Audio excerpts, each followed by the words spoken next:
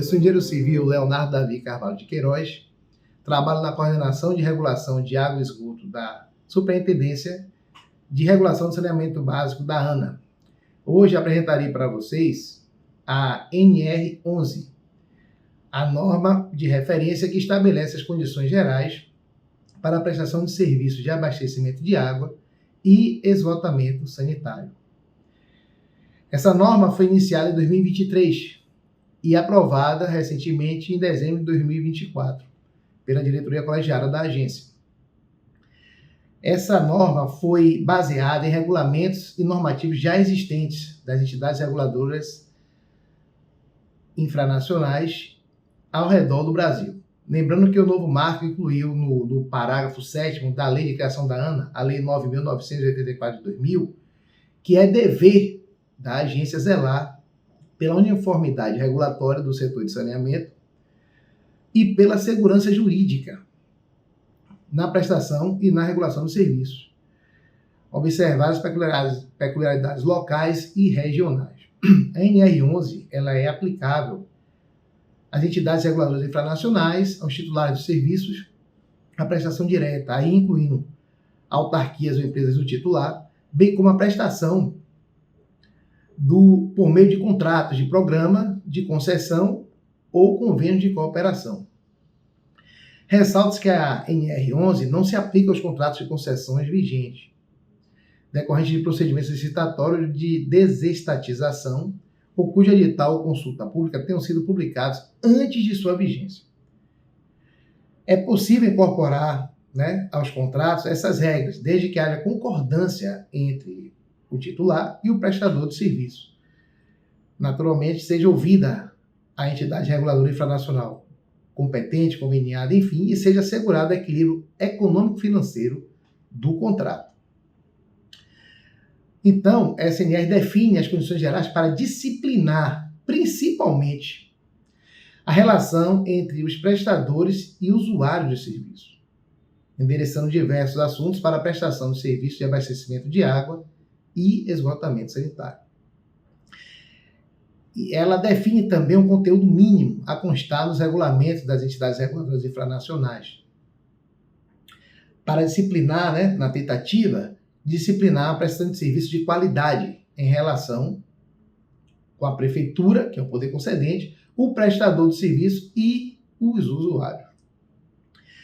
A comprovação do cumprimento das condições trazidas pela NR deverá ser realizada de acordo com o previsto pela Resolução ANA número 134, de 18 de novembro de 2022, que disciplina os requisitos e procedimentos gerais a serem observados pelas entidades reguladoras infranacionais para a comprovação da adoção das normas de referência expedidas pela ANA. Importante que a participação social é realizada através de tomada de subsídios, consultas e audiências públicas. Então, esse procedimento participativo, da sociedade, de diversos atores envolvidos com os temas, destina-se principalmente a prevenir conflitos regulatórios por meio do engajamento dos destinatários dessas NRs, dessas normas de referência, no processo de sua produção. O envolvimento dos entes reguladores locais favorece a adesão voluntária às soluções adotadas pelas normas de referência. Portanto, a partir dessa contextualização, eu passarei nesse momento a listar o conteúdo mínimo dessa norma.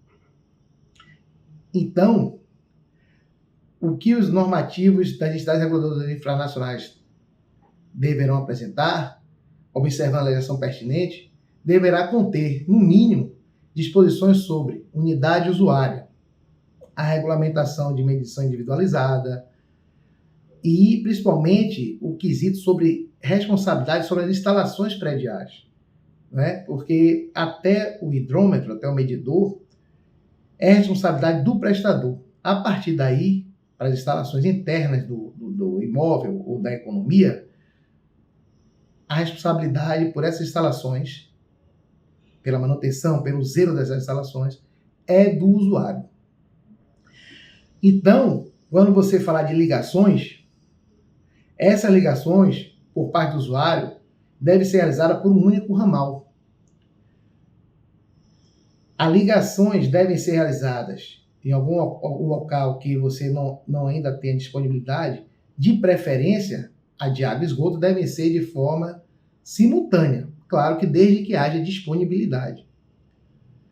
Uma vez que esteja disponível as soluções de coleta e transporte de esgotamento sanitário, porventura, naquela unidade, naquele imóvel, existir uma solução alternativa, como uma fossa, um tanque séptico, essa deve ser desativada.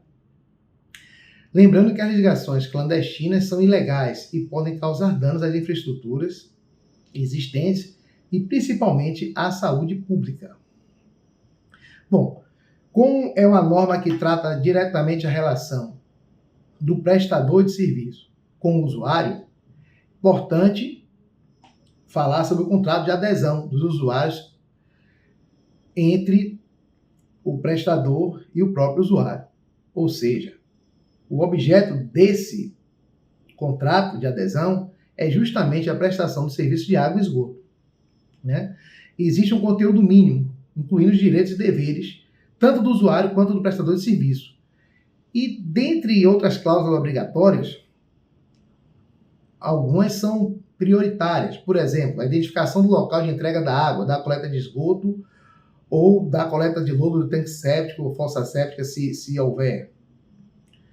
Também as condições de revisão, né, do contrato tem que constar, os critérios de interrupção do fornecimento dos serviços de rescisão, por exemplo, as condições de reajuste, juros e multas de faturas em atraso, enfim.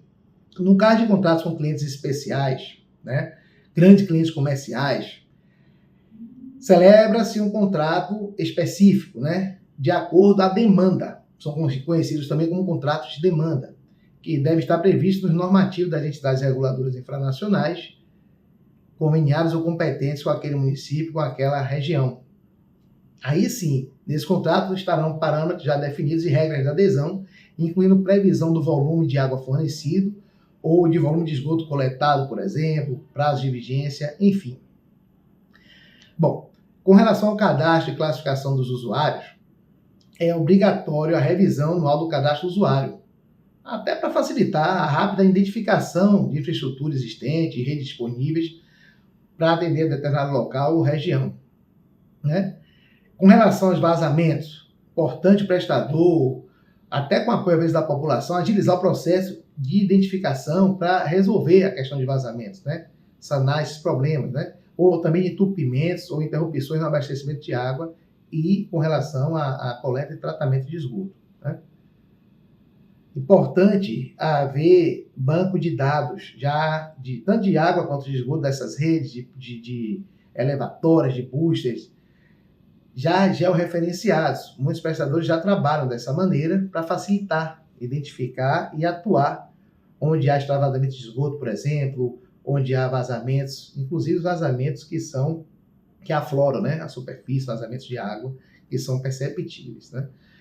Com relação à classificação dos usuários, consumidores, enfim, vocês têm os residenciais, naturalmente, os comerciais, o usuário industrial, o público e também o misto, né? Quando você tem aí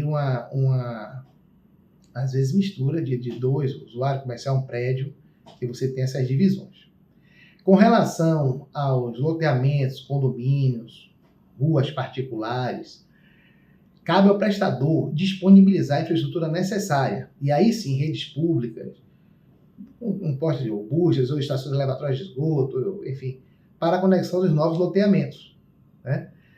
Lembrando que o prestador pode elaborar projetos, inclusive até executar obras, mediante a celebração de contrato específico com o interessado, né?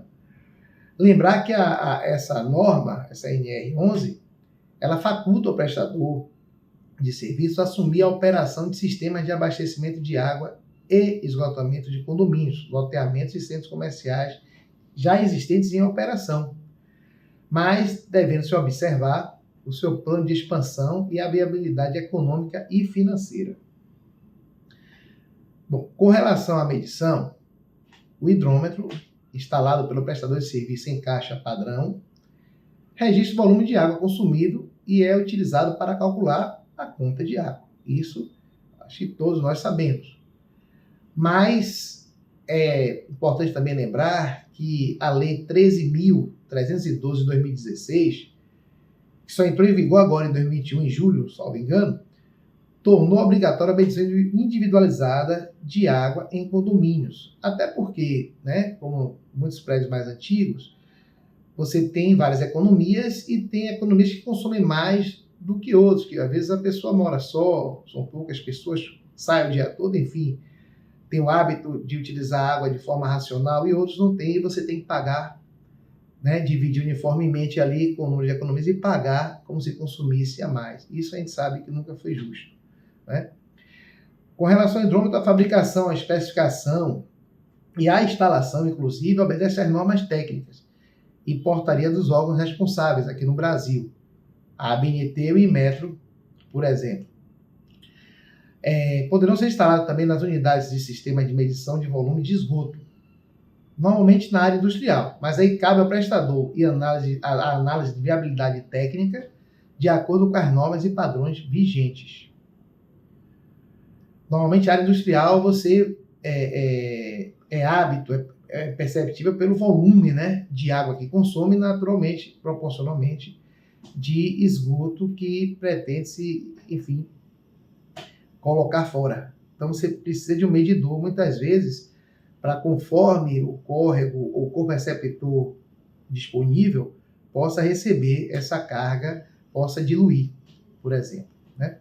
Com relação ao faturamento e cobrança, o cálculo e a cobrança do valor de consumo mensal de imóvel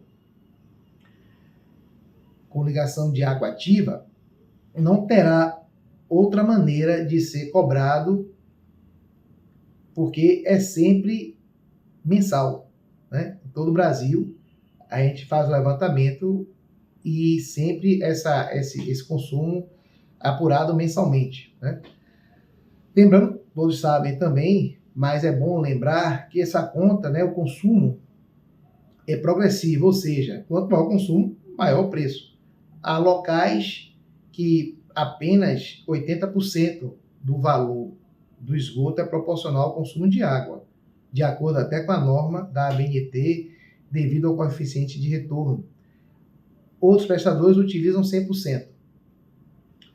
Bom, e outros valores também que podem existir a depender do prestador, né? Quando é disponibilizado o serviço de esgoto, o separador absoluto ou unitário, o prestador, utilizando-se de solução alternativa, pode calcular o valor consumido de água, a partir do valor consumido de água, aplicando-se uma porcentagem, né? É o que eu falei do coeficiente de retorno ligado à norma da ABNT. Lembrando também que a entidade reguladora infranacional, ela deve apresentar mecanismos que possibilitem a cobrança de outros serviços públicos de saneamento básico por meio de cofaturamento com a fatura de água e esgoto, por exemplo, né? Uma observação importante, que na impossibilidade de leitura do hidrômetro, o cálculo deve ser baseado na média aritmética historicamente registrada, de acordo com o número de meses estabelecidos pela entidade reguladora infranacional competente, né? Ela também, a entidade reguladora infranacional, pode estabelecer em seus normativos formas alternativas para faturamento pelos serviços prestados em casos que não houver hidrometração e também não houver histórico de consumo. Bom, para fins de faturamento de serviços para unidades usuárias com apenas uma economia, o consumo medido deve ser distribuído nas faixas de consumo prevista na estrutura tarifária e multiplicado naturalmente pela tarifa correspondente dessa faixa de consumo. Isso está definido lá no tema do Superior Tribunal de Justiça, o tema 414, porque, inclusive, tem que ser observada a categoria do usuário. O consumo individual presumido conforme os artigos 29 e 30 da Lei do Saneamento, a Lei 11.445 de 2007. Então, o Superior Tribunal de Justiça já entende que não pode ter um medidor para um condomínio e cobrar por uma faixa mais alta.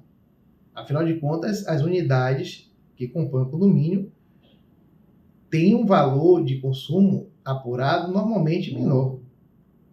Não é?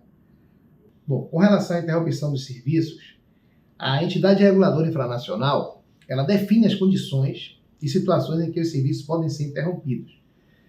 Mas, para isso, é necessário comunicar com antecedência, né, ao usuário o motivo dessas interrupções, normalmente proibindo que o prestador realize essas interrupções em finais de semana e feriados. Em outras palavras, né, a interrupção do serviço, tanto de água quanto de esgoto, pode ocorrer devido a diversos fatores, como falta de pagamento por parte do usuário, emergências técnicas, ou por solicitação também do próprio usuário. Contudo, geralmente, a interrupção deve ser precedida de notificação ao consumidor, usuário, enfim, e o corte só pode ser efetuado em determinados casos e horários.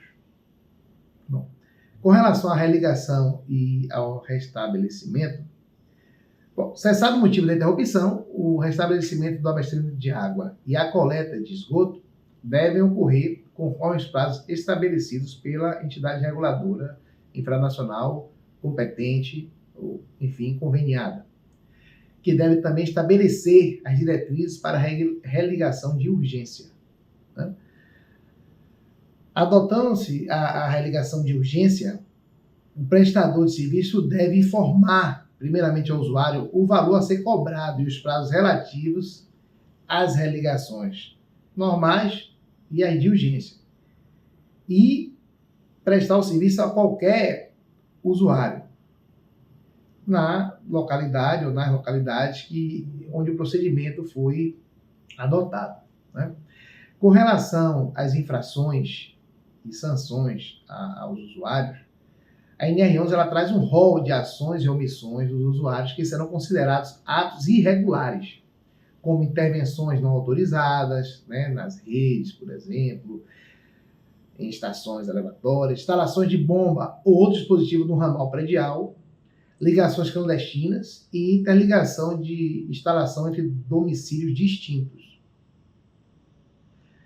Essas sanções que serão aplicáveis, né, aos usuários, elas devem ser definidas pela entidade reguladora infranacional competente. Os padrões de atendimento ao público e mecanismos de participação e informação, isso é responsabilidade do prestador de serviço, porque ele é o gestor, né, das obras e projetos para adequada prestação dos serviços e deve atender às solicitações e reclamações relacionadas às suas atividades, de acordo com os prazos estabelecidos e normativo da entidade reguladora internacional. Né? O prestador ele deve dispor de sistemas de atendimento aos usuários para solicitações e reclamações. Hoje, né, você tem meios eletrônicos e outros meios de comunicação definidos pela ERI durante 24 horas por dia, 7 dias por semana. Mas tem que estar também disponível um posto de atendimento presencial. Caso não haja ouvidoria do prestador, o usuário poderá apresentar manifestações diretamente ao órgão ou entidade responsável do titular ou da própria entidade reguladora infranacional. E também o prestador deve disponibilizar o manual ou o regulamento da prestação de serviços em sítio eletrônico, também previamente analisado, aprovado pela entidade reguladora infranacional competente. O prestador de serviço pode disponibilizar para os usuários sistemas web e aplicativos de celular, com no mínimo informações sobre cobrança, medição de serviços, aí incluindo histórico, pelo menos 6, 12 meses. Aí fica a critério da entidade reguladora infranacional com o prestador, né, regulado. Com relação, esse tema é muito importante, quem trabalha com obra, fiscalização de obra, ele é muito importante. A recomposição de pavimentos, enfim, infraestruturas e o ressarcimento de dano. O prestador de serviço, ele deve executar o reparo ou ressarcir o usuário pela recomposição de muros, passeios, calçadas, vias, revestimentos e outras estruturas danificadas em decorrência de obras ou serviços por ele realizados. Esse serviço de recomposição de pavimento pode incluir desde a reposição de asfalto, paralelepípedo, pedras, enfim, diversas, recomposição de meio-fio, de sarjeta para água pluvial, passeio, recomposição de lajota cerâmica, etc., conforme seja a calçada daquele usuário, né? Mas aí cabe à entidade reguladora infranacional dispor sobre os prazos para essa recomposição e também os casos excepcionais que impeçam o prestador de serviço de realizar tais reparos, né? O movimento, às vezes, daquele local, daquela calçada, de pedestres, dias de semana, e outros casos excepcionais que podem surgir para o prestador realizar esses serviços de recomposição de estruturas. A responsabilidade dos usuários também, né, é um tema muito importante, consta em todos os contratos de adesão. E, então, sem prejuízo das demais obrigações do usuário do serviço de água e esgoto, que estejam previstos nessa norma de referência, o titular e a entidade reguladora infranacional competente devem estabelecer responsabilidades dos usuários de serviço, incluindo, pelo menos, a obrigação de conectar o imóvel às redes públicas de água e esgoto no prazo estabelecido pela entidade reguladora infranacional ou pelo próprio titular, e não permitir derivações clandestinas nem ligações não autorizadas, né? Deve-se manter suas instalações prediais de acordo com os padrões de normas técnicas exigidas pelo titular, prestador de serviço e entidade reguladora infranacional. Ou seja, o usuário, a parte interna após o hidrômetro é de responsabilidade dele, a parte interna das instalações prediais, tanto de água quanto de esgoto, relacionado às tubulações, a questão de entupir tubulação, a questão de substituir por tempo de vida útil já esgotado ou esgotando-se. Então, essa responsabilidade o usuário tem que ter. Não pode depois querer culpar o próprio prestador, porque não haveria lógica de suas instalações estarem com vazamento, com fissuras, e você ter, às vezes, que pagar por um vazamento de água, uma vez que foi medido já no hidrômetro. Então, é sua responsabilidade zelar pelas suas instalações internas, né? Então, também não escoar, né, a água de chuva nas tubulações de esgoto sanitário, né? Muitas casas têm caixas de gordura na saída da cozinha e, normalmente, a cada 6 meses devem ser inspecionadas e, se for o caso, desobstruídas ou limpas. Então, é responsabilidade do usuário também. Além dessas, manter o hidrômetro, assim como os lacres em locais visíveis, né, de livre acesso em bom estado de conservação, para permitir a instalação ou substituição, se for o caso, do acesso mais fácil do prestador de serviço, né?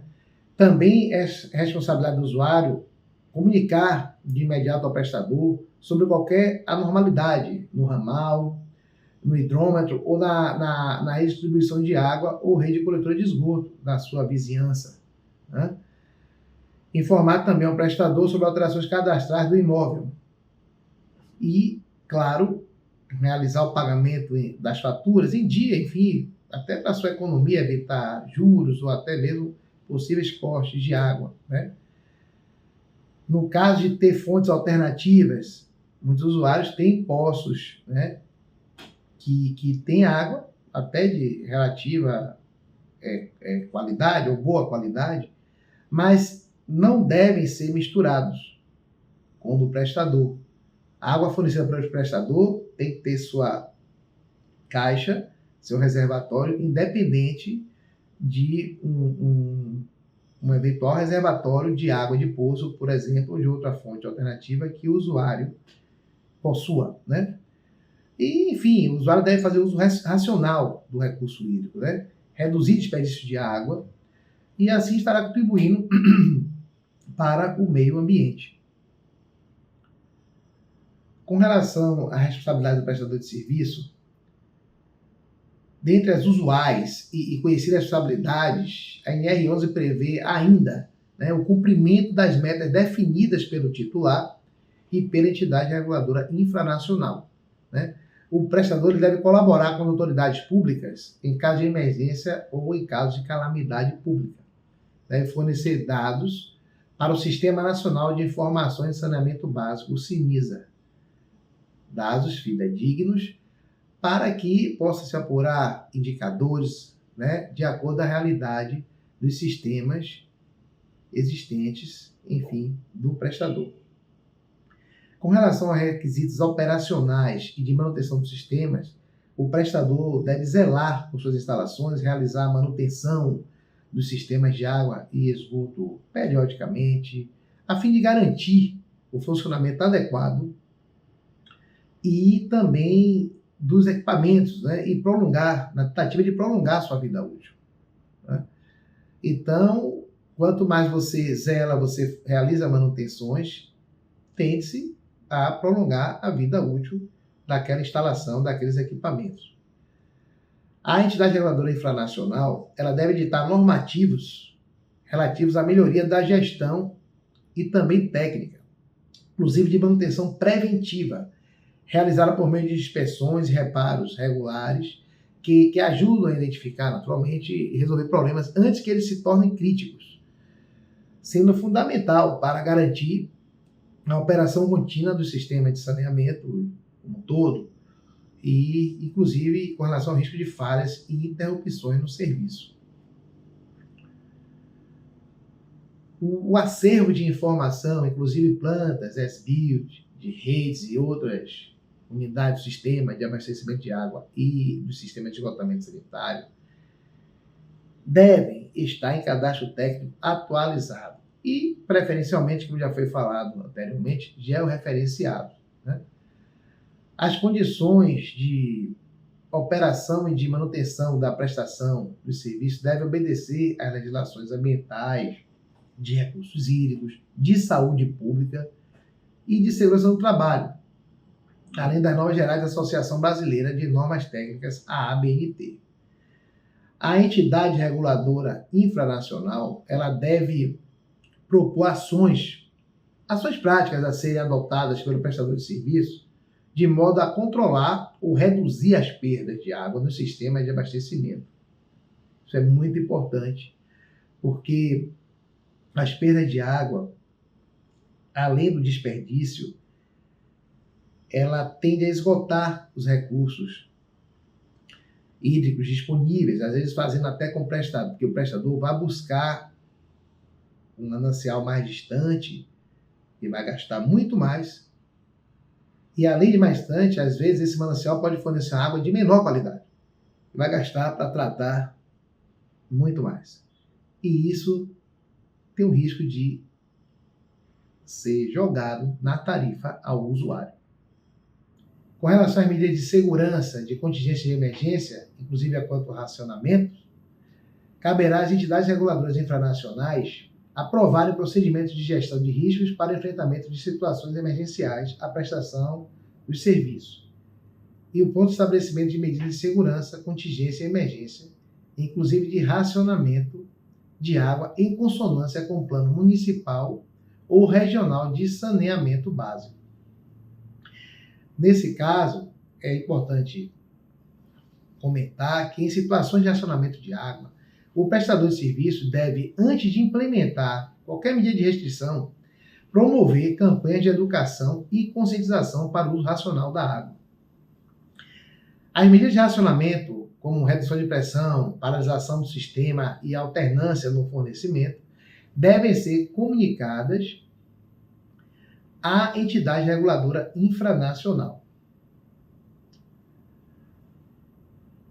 Com relação à prestação de serviço utilizando de soluções alternativas, Na ausência da disponibilidade de redes públicas, tanto de abastecimento de água quanto de esgotamento sanitário, a SNR admite a prestação de serviço por meio de soluções alternativas.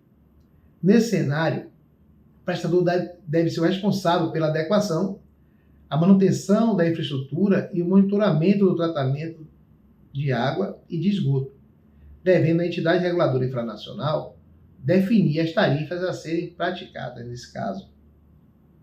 Com relação às campanhas educativas, também a entidade reguladora infranacional deve exigir do prestador de serviço a realização de campanhas periódicas e programas de comunicação social sobre o consumo consciente da água potável e sua utilização racional, incentivando a economia de água em atividades, por exemplo, não essenciais, né? O uso adequado das instalações sanitárias e a promoção da ligação à rede pública de água e de esgoto, uma vez disponíveis, bem como divulgar os direitos e deveres do usuário. Lembrando que fica facultado ao prestador de serviço incluir na fatura outras informações julgadas pertinentes, como campanha de educação ambiental ou sanitária, veiculação de propagandas comerciais, desde que não interfiram nas informações obrigatórias, sendo proibido, né, incluir nessas faturas mensagens político-partidárias. Com relação aos hidrantes, a instalação, manutenção e substituição desses equipamentos são de responsabilidade do prestador de serviço, a partir de demandas e orientações encaminhadas pelo Corpo de Bombeiros daquela cidade, daquele local. Lembrando que devem ser projetados de acordo com as normas técnicas vigentes. Bom, os hidrantes são equipamentos fixos que fornecem água para o combate a incêndios. São instalados na rede pública de distribuição de água e servem como ponto de abastecimento para a viatura do Corpo de Bombeiros Militar. Esses equipamentos também têm grande importância para os prestadores, pois são utilizados para algumas atividades como despressurizar e limpar a rede de abastecimento, controlar a qualidade da água, auxiliar no combate a queimadas e utilizar também a água desses hidrantes para a limpeza de logradouros públicos, por exemplo, né? Seu uso, isso é importante, é privativo do prestador de serviço, do Corpo de Bombeiro ou de autoridade competente autorizada previamente pelo prestador. Por exemplo, no caso de sinistro, manutenção ou treinamento, deve-se comunicar ao prestador de serviço o volume de água utilizado no hidrante, medido ou estimado, bem como o local e o motivo do consumo.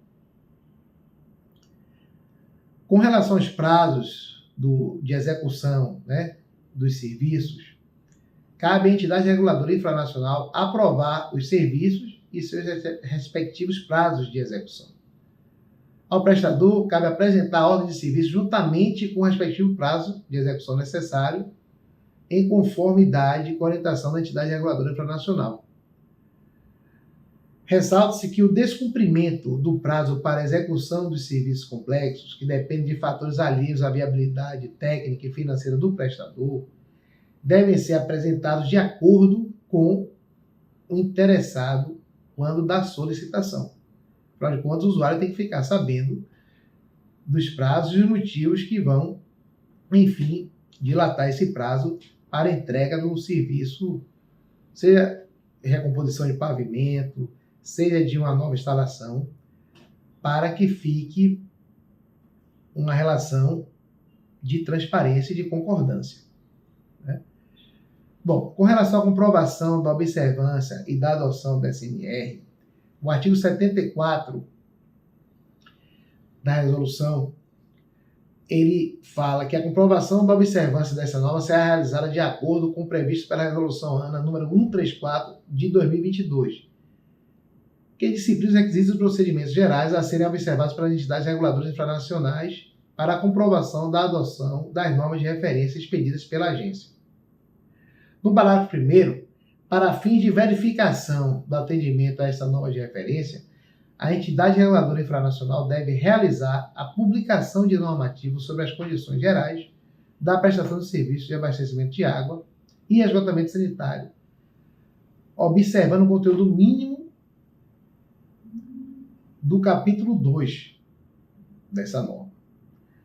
No parágrafo 2º, a entidade reguladora infracional pode estabelecer as condições gerais de prestação de serviços de abastecimento de água e de esgotamento sanitário em mais de um ato normativo, observando o prazo para início da verificação a que se refere o parágrafo 3º. Uma vez que o parágrafo 3º, essa verificação do requisito se iniciará em 20 de maio de 2027. Bom, os próximos passos, é a elaboração do manual orientativo da NR11. Já está em fase de elaboração, mas ainda não tem uma data definida para entrega. Após a entrega, a finalização desse manual, haverá uma capacitação para a NR11. Está também em desenvolvimento o módulo no SASB, para fins de comprovação de adoção da NR11 pelas entidades reguladoras infranacionais. Eu agradeço por apresentar o conteúdo mínimo dessa norma de referência e desejo a todos um bom trabalho e um bom dia a todos e o meu muito obrigado. Até breve.